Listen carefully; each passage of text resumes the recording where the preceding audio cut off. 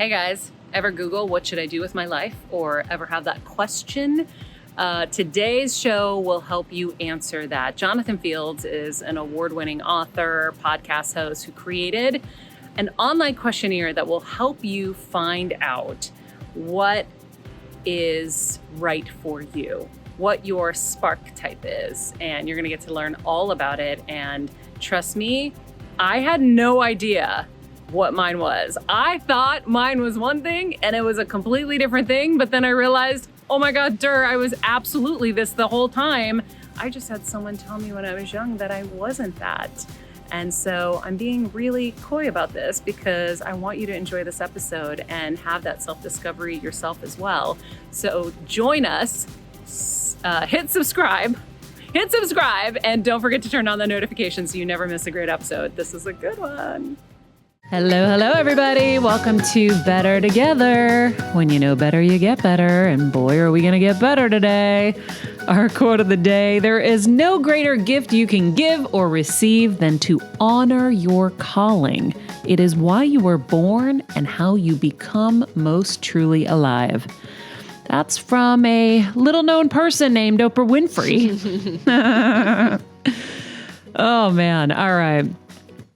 Guys, this is part 2 of our chat with Jonathan Fields. So excited to have this part of the conversation because we got a little backstory on how he got here, and now he's going to help us figure out what the heck we need to do with our lives. So when you type "what should I do" into Google, and there's a decent chance it'll finish your sentence with "my life." If you're feeling a bit lost or have no clear sense of what you're here to do, you're not alone. Millions are right there with you, searching for an answer to the same question, yet never quite finding it.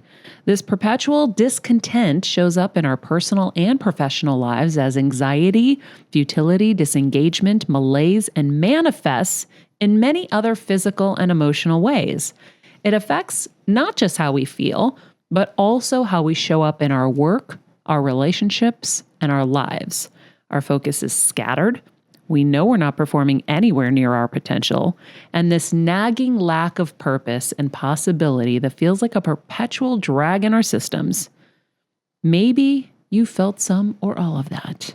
That is a passage from Jonathan's book, Sparked, which is amazing and I loved. You've seen him on the show, of course. Jonathan Fields is an award-winning author, Webby-nominated producer, business innovator, and host of one of the world's top podcasts, Good Life Project. He's also the chief architect behind Sparketypes, your life's work DNA. So today, we're back with Jonathan. Hello, Jonathan. Hello. We're going to figure out what makes us come alive. So how do we know what to do with our lives? You just snap your fingers and it magically downloads into your head and you're good. That's pretty much it. Oh, perfect. Okay, cool. Yeah, that's what I did. I don't know if it works for anyone else, but you have to snap in a very particular way though, or else it doesn't work. It's completely gets messed up. Well, there you go, everybody. Now we know the secret. Thank God. Yeah. Yeah, this has been the question that's been on my mind for the better part of 3 decades, if I'm honest with you. It's actually kind of interesting that we're having this conversation when we're having it, because I've been thinking back to when the seeds of my curiosity about, this big existential question, what do we do with our lives and how do we find and do work that fills us up? I was thinking back and I was trying to figure out, when did this seed really get planted with me?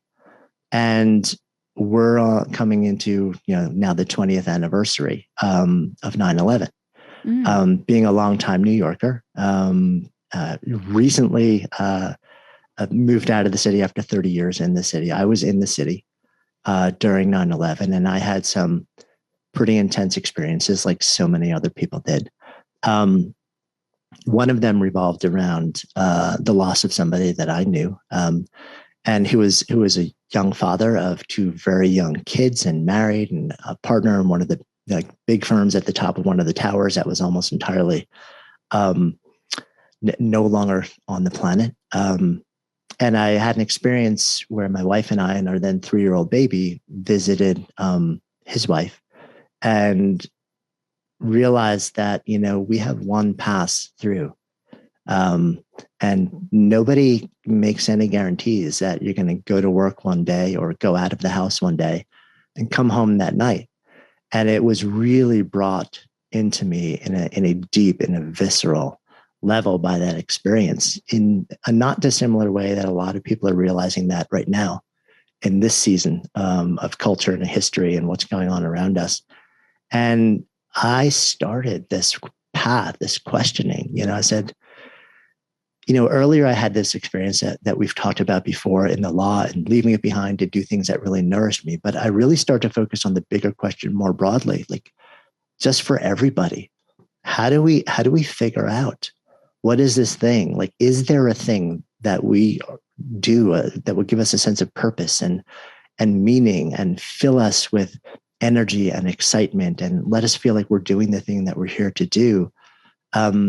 Because every moment that we're not doing that is a moment that we're not on the planet in a way that we could be. And what I realized pretty quickly is that, there are, as much as there are 7.8 billion people on the planet, there are probably 7.8 billion times so many other different ways to actually do that thing. But what I got really curious about is underneath all those surface level jobs and devotions and roles, whatever they may be, are there a really deeper set of impulses for work that give you that feeling of being alive, that are identifiable? We can identify them, we can map them. And it's a much smaller set of these impulses that are pretty universal to all human beings, regardless of who you are, where you come from. It's just something that sort of like exists within us. So I started to do all this research and identify these impulses. And then I realized once I identified them that each one of them also has this very often kind of quirky set of behaviors and tendencies and preferences that get wrapped around them. These form archetypes, and I call them Sparketypes, just because it's kind of a fun way to say it's the archetype for work that sparks you. So I spent a lot of my life trying to figure out, or a lot of the last 20 years, working on this, developing it, and trying to figure out, like, okay, so can we identify these in our own lives? Because if we can, and then we can find ways to express them in our work, then the work becomes sort of like this pure conduit for the expression of that innate impulse that gives us the feeling of being alive, like we're doing the thing we're here to do. And even when it's really, really hard, which it may be, it doesn't mean it's going to be easy.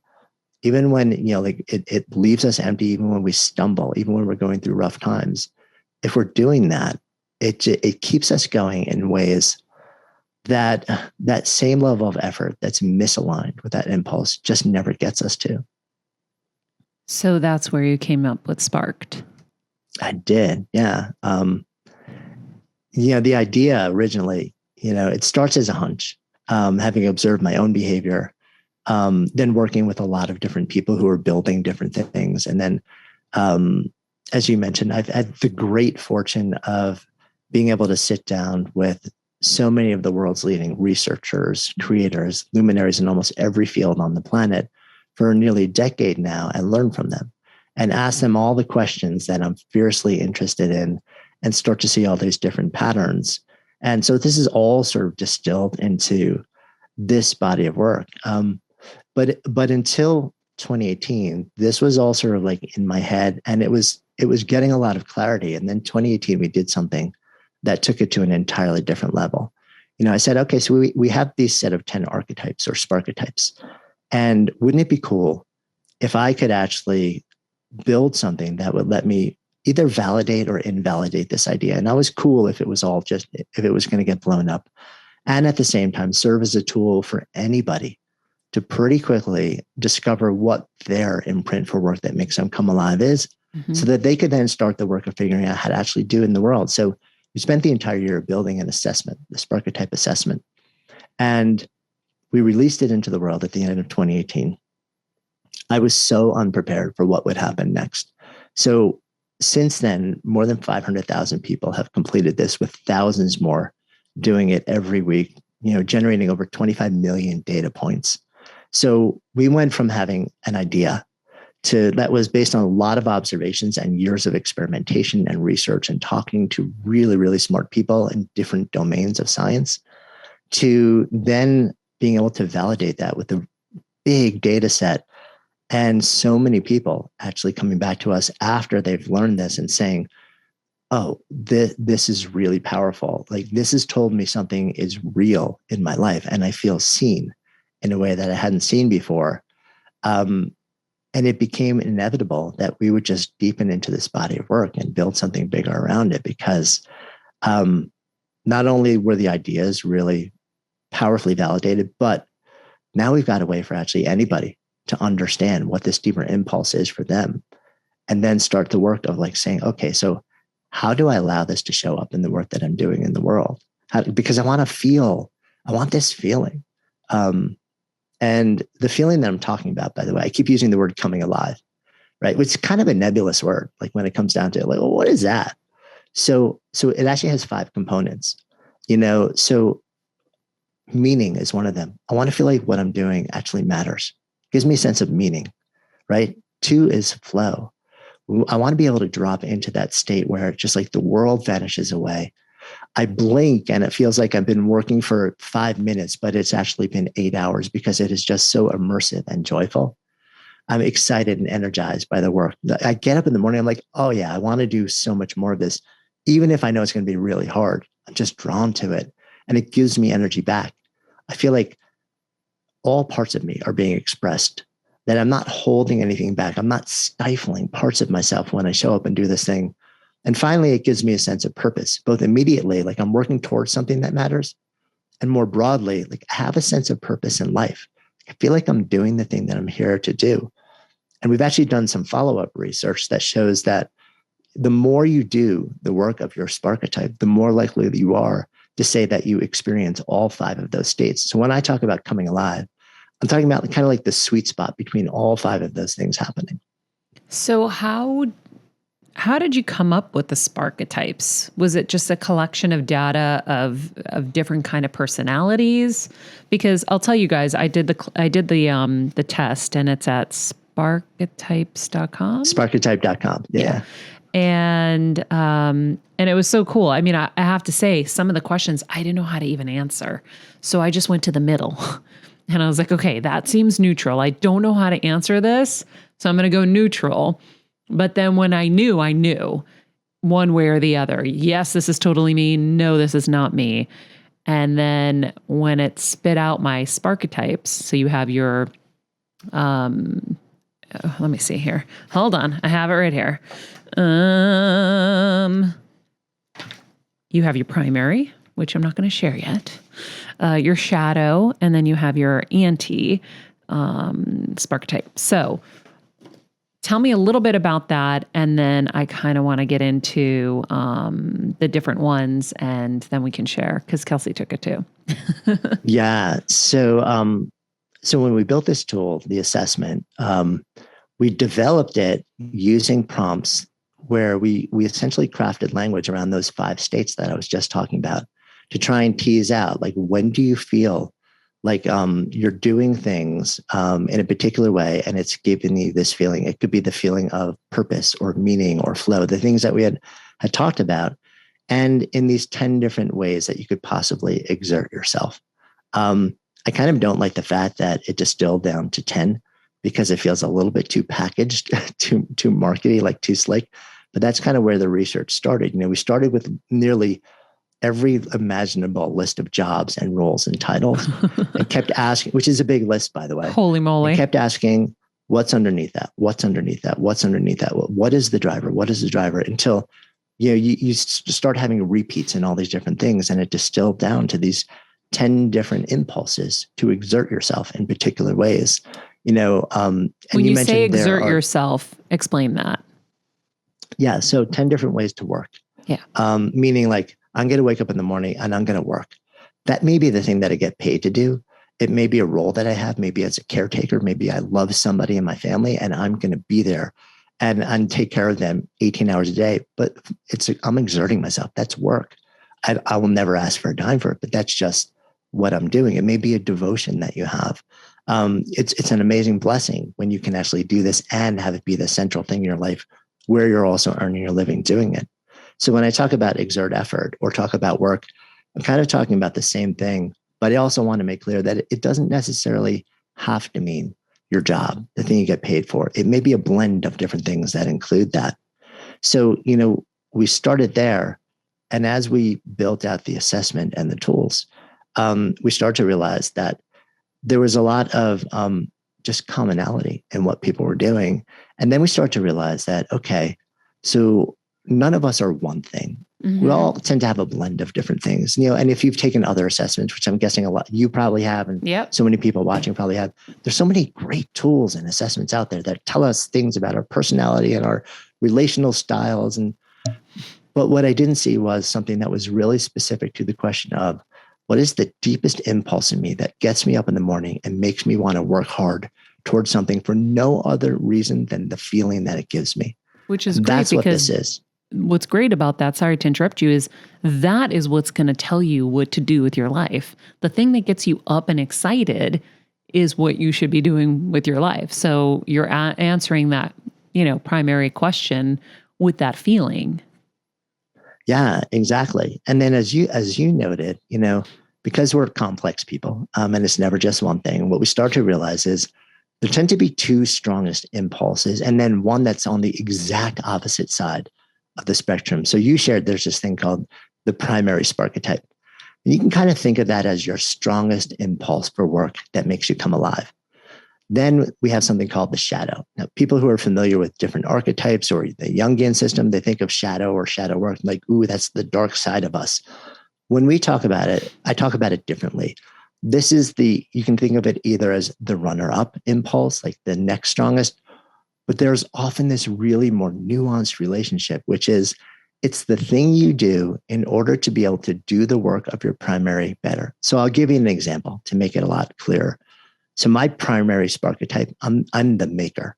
So for me, I wake up in the morning and I'm like, my impulse is to make ideas manifest. It's all about the process of creation for me. I have been that way from the earliest memories in my life. I've been assembling things, building things, painting, making houses, making businesses, brands, books, media experiences. The process of creation gets me up in the morning. And if I can make things that move people, so much better. So that is my strongest impulse. It has been for life. My shadow Sparketype is what I would call the scientist. And the impulse for the scientist is to figure things out, to find answers to burning questions, solutions to puzzles, quandaries. Generally, the bigger, the more complex, the more wicked and thorny, the better, right? So for me, because the scientist is not my primary, it's my shadow, here's the way it works. I wake up and I'm like, I need to make something really cool. And I'm working, maybe I'm building a business and I'm all this generative stuff. And then I hit a wall and I'm like, ooh, there's this problem that has to be solved. There's this really kind of wicked thing that has to be figured out. It's not really part of the creation process. It's more of a stumbling thing where if I don't figure it out, I can't keep moving forward with building. So my scientist impulse kicks in and it's like, okay, figure this thing out, go deep into your problem solving mode and work out the solution. The minute I have enough of a solution to go back to the process of creation, I tap out on the scientist side. So the scientist makes me a much better maker. It's in service of being able to be the best maker that I can. And then there was that one last side, like the opposite side of the spectrum that you talked about, which funny enough is something that people tend to like to talk about a lot more than their strongest impulses. We call it the Antisparcotype. Think of this as your weakest impulse, or the thing that empties you out the most, requires the most motivation. And when you do it, very often requires the greatest amount of recovery. Now, that doesn't necessarily mean that you're bad at it. You may have to do this as part of your work. As a lifelong entrepreneur, right? There are tons of things that I really don't like doing, but until I actually have the money and the resources to actually be able to pay other people to do it, I just have to kind of suck it up and do it. Mm-hmm. So I've learned to be really good at the work of my Antisparcotype, which is what I call the Essentialist. And that is all about creating order from chaos, systems, process, all this stuff. That work makes me want to just curl up in a corner and cry. I literally want nothing to do with that. Yeah. but it's so important to the job, right? Yep. So until I can find someone else to do it. So the producer of our podcast, Lindsay, she's an essentialist. She runs this massive, complicated editorial calendar with like 40 episodes in production at any given time. And that's how her brain thinks. She loves doing it. She would line up her stuffed animals in height and color order as a kid. This is just the way she is. And it was inconceivable to me, like beforehand, that people like her existed. Yes. I was like, wait, what? Yes. They're so rare. They're unicorns, by the way. So rare. And when people realize that there's an essentialist in their midst, they're like, ooh, I have work for you. So there are all sorts of really interesting issues for essentialists too. But so that's the impulse for me, where like I've learned to be pretty good at it, but it always takes more than it gives me. And the minute I can actually somehow resource that out, I will. There's a really more interesting nuanced thing that's come up around the antisparketypes. So we were doing the work around that right when we actually closed the pages on the book. And I've actually had some bigger, deeper insights about it since then. So I'll share this with you. Just because it's a thing that doesn't come naturally to you, or just because it's a thing that tends to take energy from you, does not necessarily mean it's the thing you get to opt out of doing. So, for example, one of the Sparketypes we call the advocate, right? The work of the advocate is to champion ideas, ideals, individuals, communities. Now, you may have a personal value that says, this is really, really important to me, especially for one person or one community or group, and a deeply held value that says, this matters to me. I believe I need to be a part of this. But then your Sparketype or your anti-Sparketype might be the advocate, which means that it doesn't mean that you don't have to do it. But what that tells you is you have a value that says it's really important. So you're going to do it because it matters to you. But there's something inside of you that when you do it, it's very likely still going to take a lot of energy from you and require a lot of recovery. So simply knowing this lets you know, okay, so you don't necessarily tap out of doing that work just because you say, well, this is my anti-Sparketype. But you'll understand, even when I say yes to it, I need to take care of myself on a higher level than I even thought, so that I'm okay through the process of doing it. It's so funny. So Pooja's in the booth, and Pooja is our essentialist, it seems. And I've just been getting to know her a little bit more and more recently. And Kelsey and I are anti-essentialists, and this is true. Hate creating a spreadsheet, hate organizing. I know I have to do it. I know it's like a successful person's process, right? You got to be organized. So I fight my demons, but I am so glad to have someone on the team that can just, we'll just send it over to Pooj. And Kelsey, you should probably be talking to Lindsay about that beautiful color-coded calendar. No kidding, right? Hey, and so much more. But I love all of that, and I really loved, as I dug into kind of my Sparketypes, the fact that you could apply it in so many different ways. Like, so I will share, I will share my test results. Did not think. And by the way, I think this is part of like my shame in life too, like that I have to like get over. I never thought of myself as a nurturer, but that is my primary. Now, that would sound crazy to all of you who know me now and know I've taken care of my mom as intimately as I have, and how intensely focused I was on her well-being and all of that. And then, I'm crazy about animals. And when I think back to when I was young, I used to see like animals on the side of the road. And I used to tell my dad and my mom, someday I'm going to have, I'm going to give them all proper burials. It would break my heart. It still to this day hurts me so intensely when I see an animal that just is on the side of the road, just dead. It kills me. I've watched you give like CPR to stick bugs. Like, I'm not kidding. So that's so crazy that blows your mind. Yeah. So I thought it was just because I loved animals and, and all of that. But I guess, my primary, I'm a nurturer. I thought I was going to be a performer, right? Thought for sure performer was going to be there. It was not. And then my shadow is sage, which made a lot of sense as I read up on the sage in your book, because it's somebody, I'll give you my quick layman interpretation. It's somebody who like lives to learn and share. And when I say that nails it on the head, as I look at the patterns of my life, I live to learn and share. And what you do so great is you also talk about the pitfalls of everything, right? So it's like, here are the things you got to watch out for. You might learn something and try to spit it out too fast. And I wrote in here, I don't know why I didn't mark my pages like I normally do so I can reference quickly, but yeah, you talk about the stakes being high. And I think that's something that's held me back so much in my life, especially in this forum. I'm so scared because the stakes are so high, right? I'm scared I might get it wrong, or I'm going to be criticized for my interpretation of something, or I might make a mistake. Heaven forbid. We live in such an unforgiving society now that you can't make a mistake. And so it triggers all my perfectionism issues and all of that in life. But I'm a nurturer with the sage, and then I have the warrior as my anti, which also makes a lot of sense. I mean, even just in the fact that I love organizing people. I love whether mostly for like fun events and things to honor people and hosting, which is what my primary profession has always been.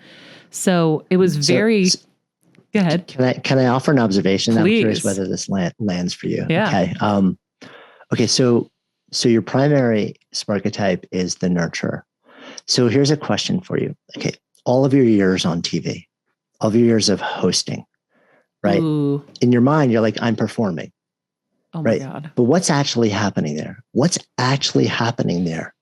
You're taking care of millions of people. You're making them feel at peace, at ease. You're letting them know the world's going to be okay. I'm going to show up every day and I'm going to be with you and I'm going to hold you through all the stuff that's going on, right? You're sitting there and saying like, I'm going to be your anchor, right? You show up and I'm going to show up and I'm going to lift you up with me.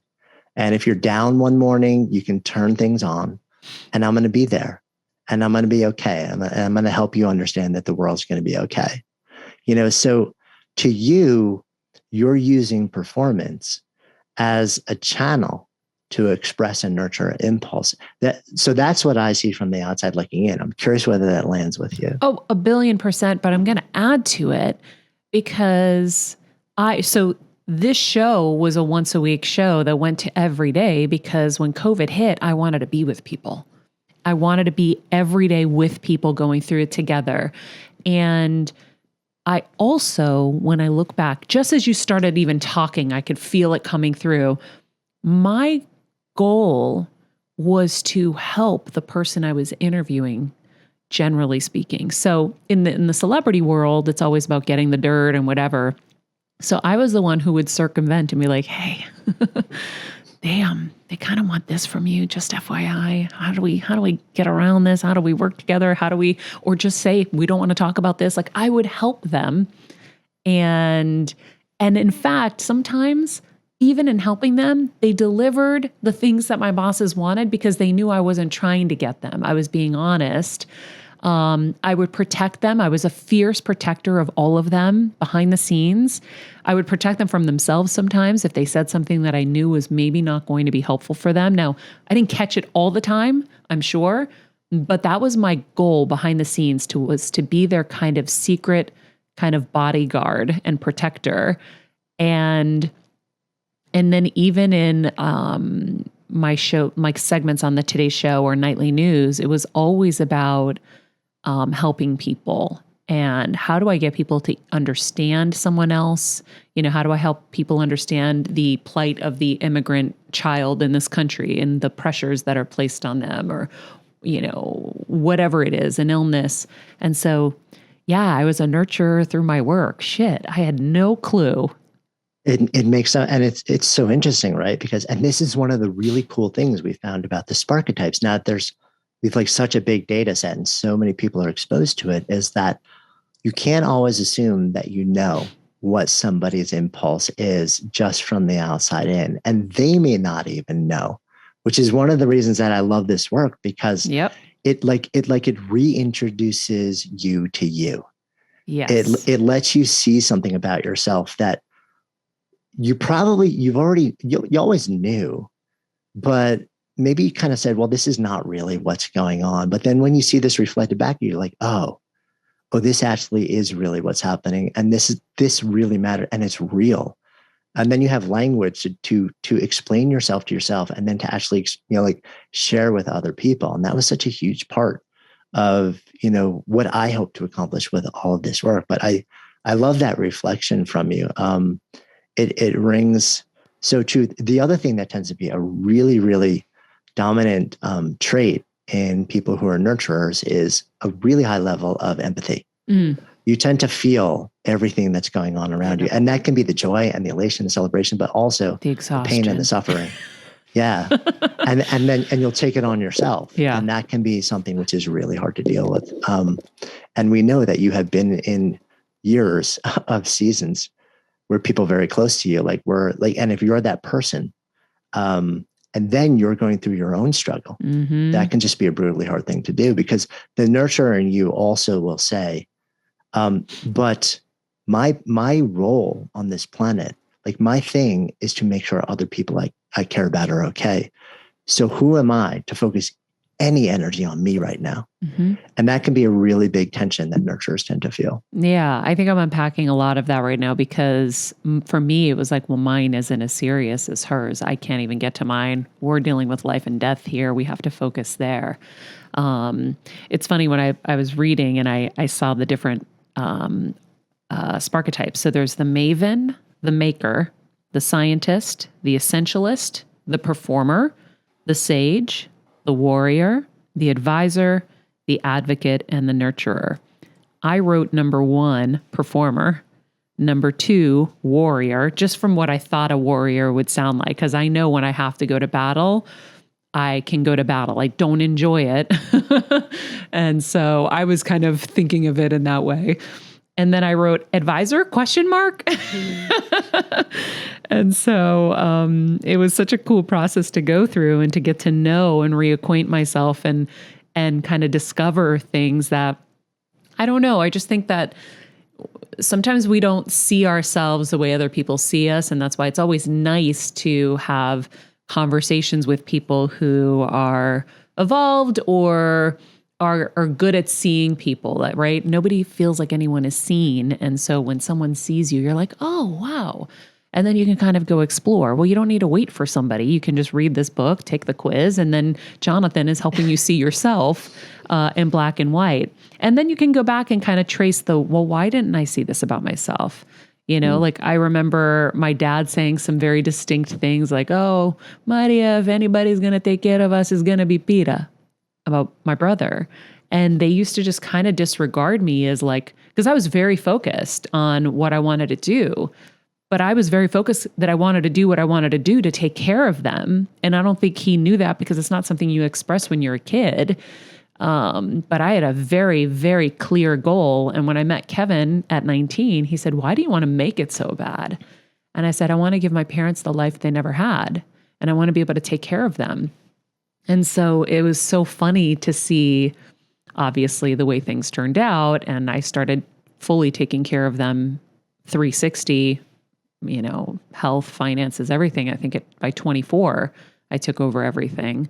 But it's so funny to see, that kind of, that thing that you never thought you were, you've been all along. I mean, it kind of blows my mind. Yeah. And it's, we tend to get hear two things over and over and over when people discover these things about themselves. One is, I feel validated. And granted, nobody can validate you from the outside in, but if you have an experience that just reflects back at you a deeper truth that you kind of can't deny, and then immediately all the pieces of the puzzle start to just line up. You're like, oh yeah, that is in fact the red thread that has been following me through my whole life. And the other one is what we were talking about earlier, which is they say, I feel seen. And I feel like right now in the world that we're living in, so many of us are walking through life feeling like we're not seen, or we're seen for the facade, or we're seen for, this this image of ourselves that we feel like we need to project out into the world, but nobody really sees the real us.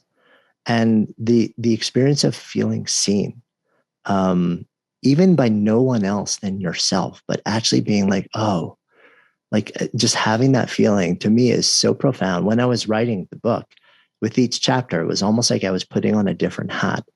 And I would go into this place and I was just asking myself, based on 2 decades of research and working with so many different people and having so much reflected back to me and so many stories, like my mantra, my intention was, will this make this person feel seen? Like with every word, I just kept thinking to myself, will they feel seen? Because if they weren't, then I'm not doing my job right now. And there's no reason to keep writing. And I hope I hit that mark. The early feedback has been that I have, but that is so much of the intention I brought to it, because I just feel like there's so much suffering that we don't even realize where it's coming from. But so much of it is we're living under the weight of hiding, even from ourselves. And if I can just sort of like peel back the curtain a little bit and let a little bit more light in, I think it's a really good time for that to be happening right now too. Oh, it's such a gift. We always say it's such a gift to see someone else. So this is such a great way to kind of do it in a mass production kind of way where everybody can feel that feeling. Yeah, it's so fascinating. I really was just, and it was such a quick read. It was so invigorating. I felt just like really, I felt like I was coming to life just reading all of it and understanding myself better. And it, I think, is propelling me in this like moment in my life where I'm like, okay, yeah, I'm headed in the right direction, because the thing I didn't understand about myself, and Kevin and I would kind of bump heads. My husband and I, we've been together 23 years, I think. Yeah, I think that's the math. Okay, 23 years. Is he would always be so frustrated with me because I didn't care about my name being in a show title or my name in lights, and the business didn't really define me. It was just like, holy shit, I get to do this. This is so cool. Like, I loved it. And I knew I wanted to be in it my whole life. But it was more of a means to accomplish the goal, which was to have resources, to never suffer, because I watched my parents suffer, and to have that kind of extraordinary life where I got to do all these cool things and give back to my family. And now, even as I'm talking, I'm just starting to understand so much more about why that was never my driving force. Performing was never my driving force. I know I can have fun doing it, but I think it's more of the nurturing and the learning and the sharing that lights me up. Now, like I said, I'm shot out of a cannon. If I'm hosting generally, I'm like, oh my God, this is so much fun, especially if it's live, because I love people and I love making people feel good and have fun. But I'm starting to understand why, even after surgery, I was like, I never needed this. Why did I get into this place where I've become a workaholic and I'm doing so much and I'm getting so drained. I wasn't getting anything really back. And now I understand it's not really my primary driving force.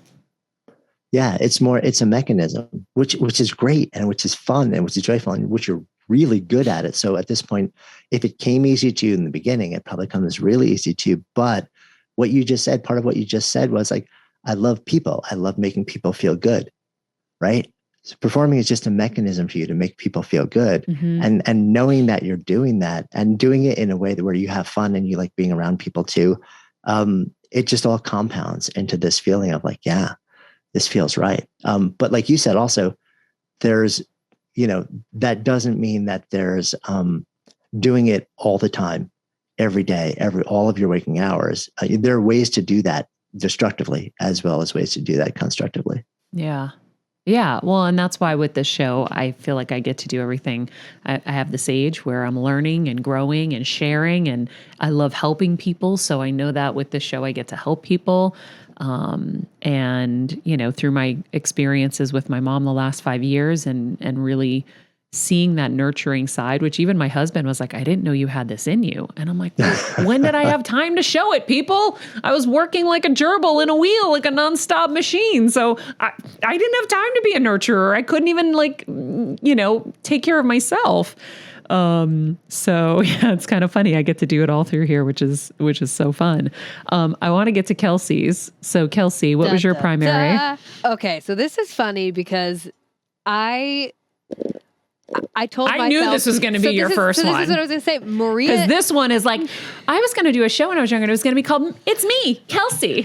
And I'm like, true. I know what yours is. But it's so funny because I didn't think this was going to be mine. And then I was telling Maria and she's like, are you kidding me? Of course. So it's just so funny that like we don't always see ourselves. So yeah, I was the performer and my second one was the nurturer. But it's funny because I literally wrote this down when you were talking. It's like I do have this pull because getting this validated my performer self, but I've always felt like, oh, I love to do this. This performing like gives me a high. But then I had this weird like, oh, I shouldn't be doing that because like, why should I be the center of attention? I need to take care of everyone else. So it's like the weird pull between like that performer and the nurturer. But yeah, so it was interesting when Maria was like, oh, I knew that. And I was like, oh, really? To me, it was like, oh, okay, yeah, of course. But I didn't think that was going to be my first thing. And then my anti was the Essentialist, which was like, yeah, of course. Not surprised. But yeah.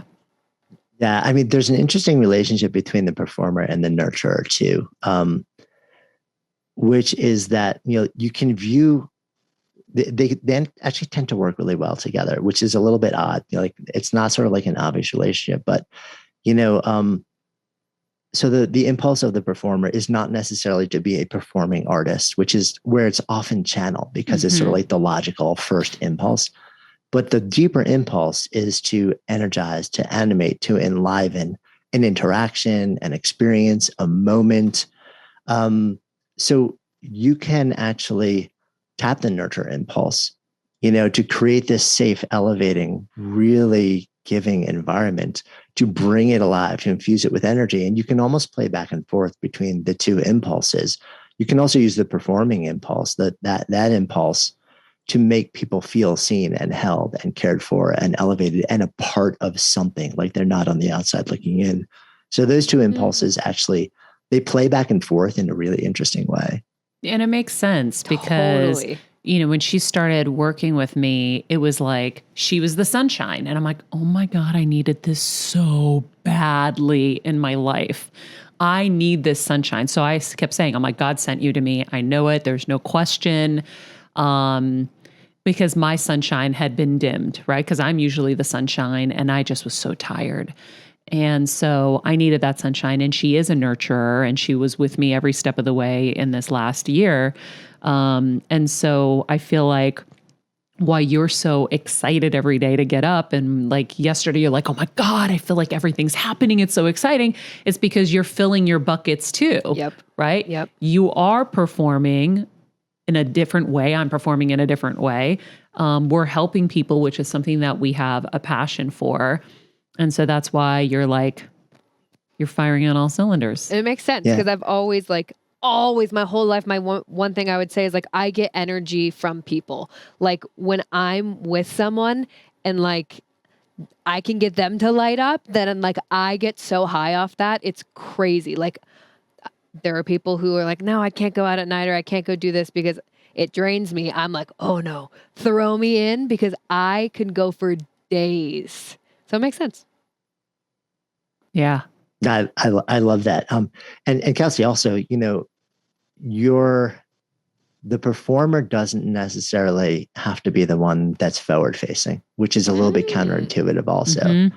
You're like, right now you're playing, even if we never heard from you during this entire conversation, you're playing a critical role in taking this moment, this interaction, this experience, and filling it, infusing it with energy and aliveness. And you'll do even more of it in post-production and all this other stuff.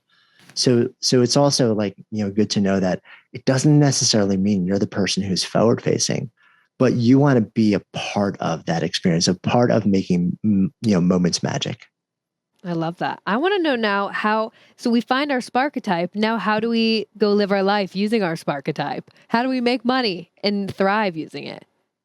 Yeah. And it's different for each one of the different Sparketypes. So for some of them, they're like pretty straightforward, conventional ways to do it. So for someone like, the scientist, which is one of the Sparketypes I brought up, which is all about problem solving, burning questions, figuring out big complex puzzles. There are so many different ways that you can do that because basically the world is a problem in need of solving, or it's billions and billions of problems. People get paid. Like the way you start a business is enough people have a problem and you figure out a solution to it and people pay you for it. So there are all sorts of really logical, like there are a million ways to take that impulse and do it. Some of the Sparketypes are less obvious. So for example, the Maven, and that impulse is all about learning. It's knowledge acquisition. You could literally lose yourself, you geek out on a topic. And maybe if it's a big, vast, complicated topic, you spend months or years going deep into it. You Google everything, you read every book, you watch every documentary, listen to every podcast, and you just want more and more and more and more and more. Well, who's going to pay you to do that? Right? So there aren't necessarily really obvious ways to do that. So the Maven, when you think about how do I earn a living doing this, that very often happens in one of two ways. One, you become part of a team or a collaboration or a group of people where you work together and like you're the domain expert. You're the one who knows everything about this one particular thing. And then you work with the other people to unlock the economic value of that so that you become an invaluable member of a team.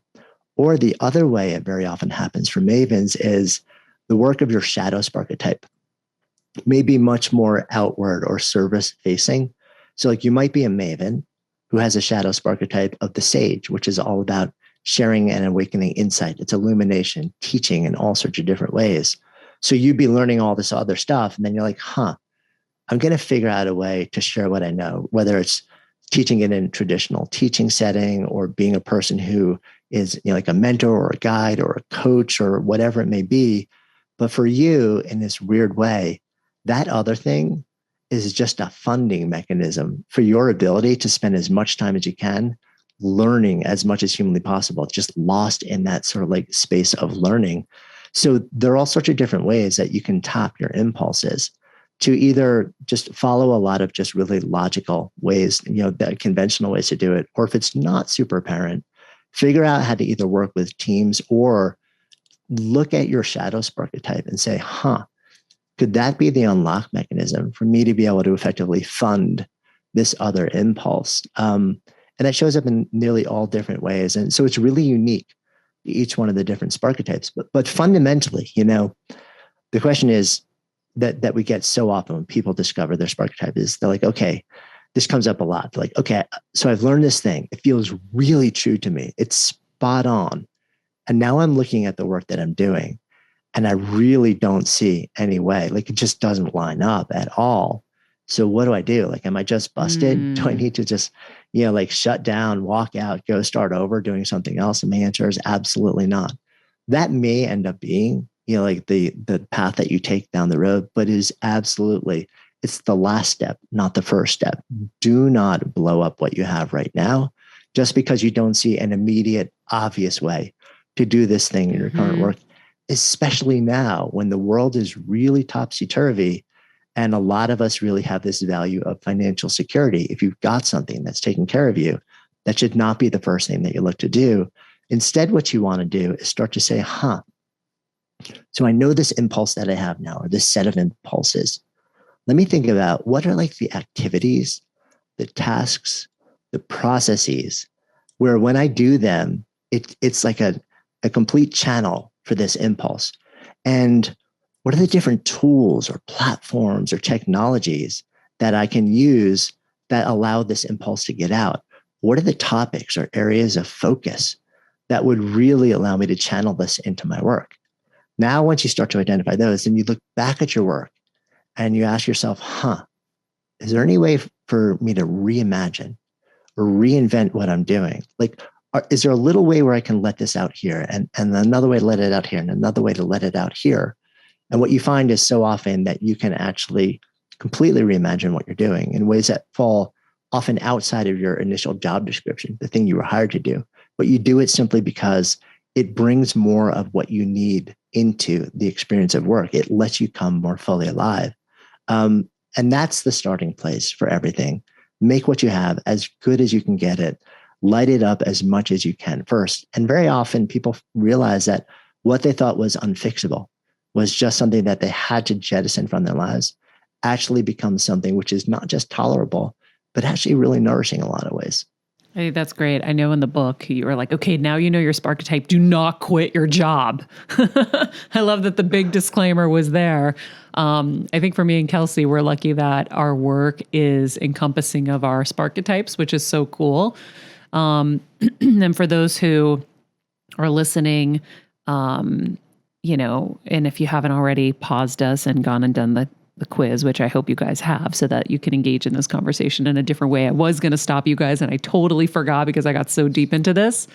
For those of you who are like, wait, these are not aligned with what I do. That's what, my husband, Kevin, would always teach everybody is there's a way to incorporate something that's going to fill your soul and your cup into your life, no matter what. So if you are a nurturer and your job, you're not in that position, but you can find, I think, some semblance of it in anything, right? Even if you're a lawyer, you're nurturing your client, right? You're trying to make them feel like, okay, we got this, we're going to do it. But you can go volunteer and you can do things that will make you feel like you're satisfying the nurture side of you. Yeah, 100%, and there are some folks who have this deeply held value of financial security, which is totally cool. Mm-hmm. And they don't, and it's such a fierce value for them. And it may be because they came from a background with tremendous instability. So they're like, I will not go there again in my life. This means too much to me. So then they do the work of optimizing the job that's actually giving them financial security. And they realize, well, it's gotten me a lot closer. Like now it's okay. It's not just completely gutting or draining, but it's not completely letting me up. So now, just like you said, then you start to say, okay, well, what else can I do? What other fun things can I do? What hobbies, what devotions, what passions, what side hustles, even if it's not a money-based side hustle, can I do that will then keep giving me more of this thing in all the different parts of my life so that the blend of what I'm doing both honors this value for financial security and at the same time gets you as close as humanly possible to that feeling of coming alive for as much of the day as you have. So cool.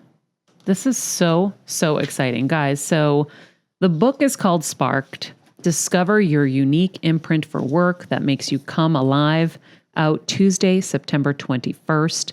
We're going to link the book inside the description. And so you can pre-order the book and you can listen to his podcast and discover your Sparketype and so much more. It's called The Good Life Project podcast on Apple Podcasts and Spotify. We'll link to that as well. We'll put your website, we'll put your Instagram, we'll put it all in there. And I love the cover, as I'm pretty sure I remember you said you designed it yourself. As a maker, I actually did design the cover myself. Yeah.